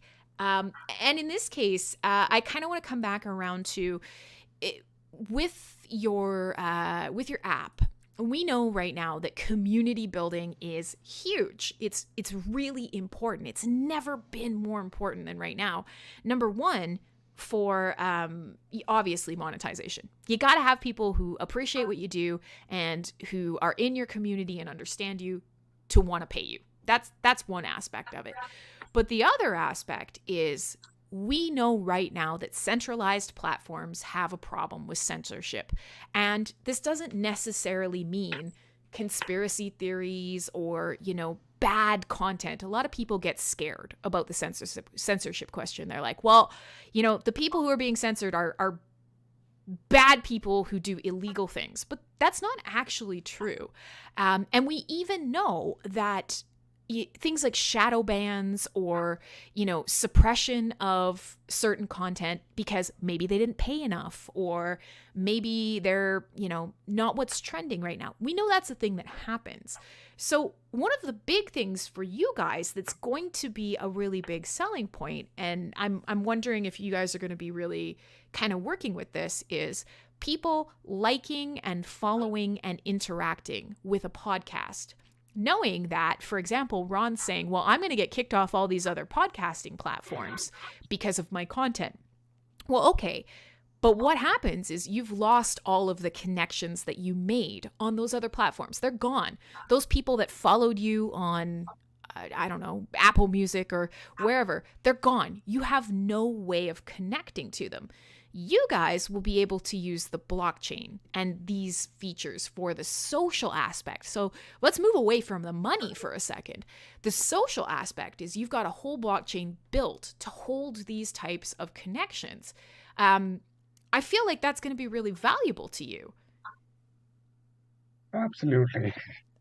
And that is something which was a blessing for us. I mean, when we when we think about it, because if we had to go through the conventional process of creating a centralized platform, which is for and even if we would have been like, okay, if we can have this on blockchain and let's monetize this on blockchain and let's start creating our own blockchain, and it would have been a pain in the ass. Yep. Now, Yep.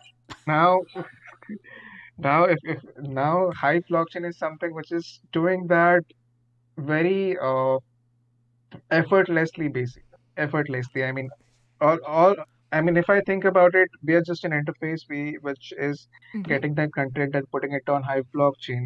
But Hive blockchain is actually a database for all the other dApps which are out there. So, I mean, no, even if you're on Aureal, people will be able to see you on eSync or all the other platforms for that matter. So when when we saw this, it kind of so normally when you're not in a decentralized ecosystem, when you come from a centralized ecosystem, it's more about competition. Mm-hmm. But when you get into Hive blockchain, it's not about competition. It all becomes about collaboration. So we wanted to have our own donation thing where people could donate, but we know that okay, Marty's gonna help us out. Okay, Yes, we, buy we, me we berries right from Aureal. It's true. Look at all this great shit going on. Very cool, yeah. So it's kind of like the social aspect of it, and it's something which is quite evident in whenever a dApp is actually getting built on Hive Mm-hmm. blockchain, and it's actually helping us out. I mean, if we think about uh, building the brand for Aureal and building the brand for Hive blockchain for that matter, it kind of looks like a chain reaction, Mm-hmm. and it's all because of the community, how it happens. And it is something which actually is a blessing because if we look at Hive blockchain for this 1 year, it's gonna go like way beyond where I mean just after 3 years from this. It, it's all going to be the core developers who are building Hive blockchain is they're gonna be the people who gonna see this stream again and discuss the hell out of me because that is something which is gonna happen. It is. It's kind Yeah. of. It's kind of humbling to think of it. But that to me, obviously, is one of my sort of biggest things. Is I see so many people who pour their heart and their soul into, trying to get seen on Twitter or trying to get seen on Facebook, or, they build a giant group and they rely on it for so long, and this community that they've built is so powerful, and then it's taken away, and that to me is going to be kind of one of the biggest aspects of any of these new dApps, whether it's Aureal or another, is, well, you know what? That's okay. Can you give your emote? I'm not in control of the theta speed, but Reinhardt, we'll get Ron on that. I needed an emote. Do you guys want to create an emote of my face? Somebody in chat can do it. Please skip the potatoes this time, though. No more potatoes for like one day. But so this is really important to me because I know that if for whatever reason I'm deplatformed from one of these other places, if you have been backing up my likes and my follows onto the Hive blockchain, I'm able to come back and still connect to those people. That blockchain ties us together, and it's voluntary. It doesn't mean that we're tied together forever. If you decide after I've been deplatformed that you don't want to follow me anymore, you're gone. That's it. That connection is gone. You're in control. Each individual has this ability to say, this is what I'd like to interact with, and this is what interests me. And then it's up to you guys, the interfaces, to basically provide the ability to do so. I have all my connections. I have all my likes. I have all my friends, my comments, my posts. I've got all of them. But where am I going to take them and experience them? What dApp is going to give me the right interface to match up with what I need. And the beautiful thing is I could pick them up and I can go to every single one. I can try all of them. And if I don't like it, then I move on again. And that's so valuable because right now people are scared to try different social media apps because we've had these incumbents so long. I worked so hard for this Twitter following. I don't want to leave Twitter because I've got X amount of followers. And then it's hopeless and I'll have to start over. And there's that fear of loss of time that I think once we get people around and once people understand that, well, no, it's yours forever on Hive, I think that's going to become something that people really appreciate. And going forward, that's going to really matter is you're in control of this. So go where it makes you happy. And in this case, you're right. Your voice is worth something. And all of us are reaching out and looking for a place to hear someone else's voice. So I'm so excited that you guys are building this app. We are officially coming to not quite the end of the show, but pretty close. We got about 15 minutes left in this show today.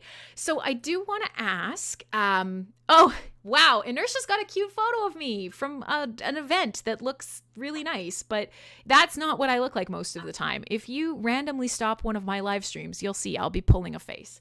But knowing that we only have a little bit of time left today, I want to give everybody who's watching, I see people on Twitch, YouTube, here in Discord, Vim TV, our very own Hive-powered solution. In fact, people streaming on Vim probably are going to find Aureal really interesting because you could take the live stream that you put out on Vim, grab the audio, edit it, and upload it as a podcast through Aureal. So here's that interconnected ecosystem working again. If you guys have questions or comments, if there's anything you want to ask Shub or his team while you've got him here, the poor man is supposed to be sleeping and we've kept him up. So if you have anything else that you want to throw in chat, please do. The show is so much more fun when you guys have been chatting along and you've asked some really awesome questions today. So I'm going to give everybody a chance to kind of drop some stuff in chat. I think so far we've seen all of your links. Right now, we know for sure that the Aureal app is available in the Google Play Store. Are you guys available for, I've been telling people that there's a Mac version, that there's an Apple iStore or whatever the hell it is. I don't know Apple. I apologize. I know you guys have plans for it and you're in the application process. I also know they take fucking forever. So is that app available yet?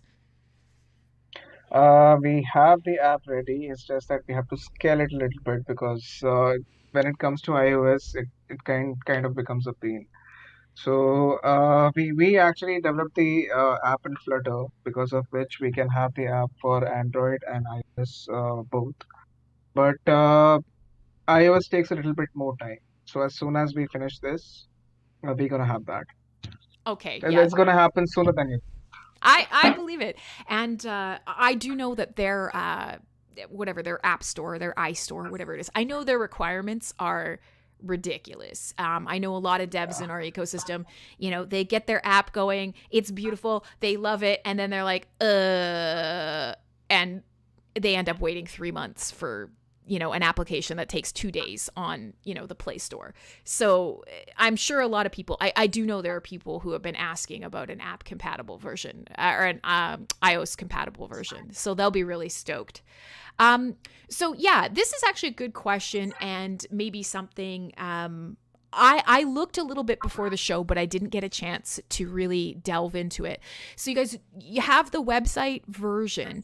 Is there a plan to kind of have a good-looking mobile sort of responsive version of the native site? Because Trey's got a great point. What if you just add to home screen until you know the app is available? What are your thoughts on that? Yeah, that is exactly what we plan to do. Okay. Till the time this iOS part is not there, the design part of the web platform is actually happening every day. Yep. So the designer is constantly getting flashed on because he creates excellent designs, and it's actually the one who's doing that. So that it's getting responsive, and the add to home screen button is going to always it's going to be there pretty soon, and people will be able to access it. So Okay, perfect. that is our plan. Okay, great. Yeah, and you know what? I see the wall is in chat, another team member. So Yeah. it's a good point. You know, there is a reason. It's not just that apps are trendy. There is a reason that you would create a native app, and especially in the case of the freaking Apple OS, a native app often performs better and certainly takes advantages of what the device can do. But you're right, there are lots of people who should be concerned because Daniel's spot on. Apps can literally, I love the term yeet. I'm not cool enough to use the term yeet. I'm not a young enough kid, but I'm gonna try and own this. Anybody could just pick up your app and be like yeet into the sun because they just don't like what you're doing. And that is true in this world where we've already talked about why it's important to be decentralized or to have different options. Yeah, making sure that there's always a site version that someone could use and not be at the behest of big tech is perfect. So I think you guys, personally, I think you're approaching it really intelligently, which is, again, dedicate the resources first to the apps, knowing that most people consume podcasts on their phones, but not leaving out the website. So I think that's a great question, Trey. Thank you. Or Daniel, or Trey Daniel, or Daniel Trey. TD, DT. Great question. Because he's right. He wants you guys to be protected instead of, you build this fabulous platform and then you get deplatformed as a platform. So perfect. I'm glad you guys have thought this through. So we're coming up to the end. I saw Acid did jump in somewhere and oh my gosh, there's been another level up. Acid did jump in and just wanted to let you guys know that he's eagerly awaiting Aureal. So as we come down to the last, Yes. less than 10 minutes of the show, if you haven't jumped into the Discord and you're willing to give some feedback, the link's been dropped a couple times and we'll drop it again. Hop into Aureal's Discord. You can check out the app on your phone now in beta if you want. If you're an Android user, there is a download link for that. And of course, if you're willing to get a slightly, for the moment, suboptimal experience, you can always explore it through the web interface as well, just to kind of get a feel for what's there, knowing with the caveat that it will continue to be improved as the poor designer in chat, the poor Pig/Puff is kicking it. Much work for him in the future. Now, I will say, I do have to take a second shot because that's the second level up in chat. We are getting to the end of my bourbon bottle. And we are getting towards the end of the show. So it's a last call for questions and comments from all of the fabulous people watching. And then we'll give you a chance to kind of have a closing statement, sum up because we've covered a lot of ground today, sum up all the stuff we've talked about, and then get ready to kind of end up the show. So everybody in chat, this is your last chance. Your last chance. If you have any more really stupid questions about Spice Girls, now is the time. I had to quickly take this shot. I apologize. This is live stream tradition. If somebody levels up in my chat, I have to take a shot. It's terrible. I don't know why we invented it. Bad idea. Oh my God. Sorry. Welcome. Sometimes we get enough new people that I'm slurring by the end of it. It's awful. It's absolutely awful. I maintained composure. You didn't embarrass yourself. I only mildly embarrassed myself. Yes, we invented it. I invented it. It's true. No, Marty, no. They're cheating in chat. No. All right. So Ron wanted you to quickly hit that elevator pitch. We talked about it earlier, but if you had 30 seconds to high energy sell somebody on Aureal, the elevator pitch. Now, you've seen this because I know I shared Marty's episode with you. And poor Marty is a good sport. And for any of you guys who didn't see some of the previous episodes, you can go through my channel and find them. But basically, I always ask people, give me the elevator pitch. And then I'm like, you have 30 seconds. And they think I'm timing them. And then they panic and they shit the bed. So I'm not officially timing you. And you can start your 30 seconds whenever you want. It's just a thought experiment. So no pressure. The Aureal elevator pitch. Go. Okay, so Aureal is a podcasting dApp which has been built on Hive blockchain. And it's basically an auditory heaven for all things blissful. And it's where podcasters get paid because your voice is worth something. Simple. Nice. He prepped for this. You see, we were talking about this before. He to find out what to expect from the show, he watched Marty, and it's true. I only tease Marty because Marty was like just so fast. He was gonna fit. I actually saw that. He's gonna fit like 30 minutes worth of content into 30 seconds. But yeah, an auditory haven for all things blissful. That sounds fabulous in a crazy world where nobody has any freaking clue what's going on, and we all just need a bit of downtime and a little bit of space to be ourselves and to meet other people and to get a little bit of tranquility. Maybe learn something. This is what's up. Aureal's what's up. So looking at the last little bit of time here, I think we have, we've hit the max of our questions and everything else. You're getting some, what I was going to call it applause, but you're getting some clapping emojis. You've done an awesome job. Thank you so much for talking with me today. You're a good sport, and I'm really glad you did this. And I know so many people on Hive are really excited that you're developing here. So say goodbye. I'm going to pick you up and I'm going to huck you out of the on-air room, and we will actually just play we'll play a track to kind of take us out. We'll play a quick new track, and then I'll be back to say goodbye, and then eventually you're gonna see this podcast up on Aureal. So say goodbye, Shub. Thank you so much for everything today. You can wave goodbye to everybody. Okay, thank you so much. Bye-bye.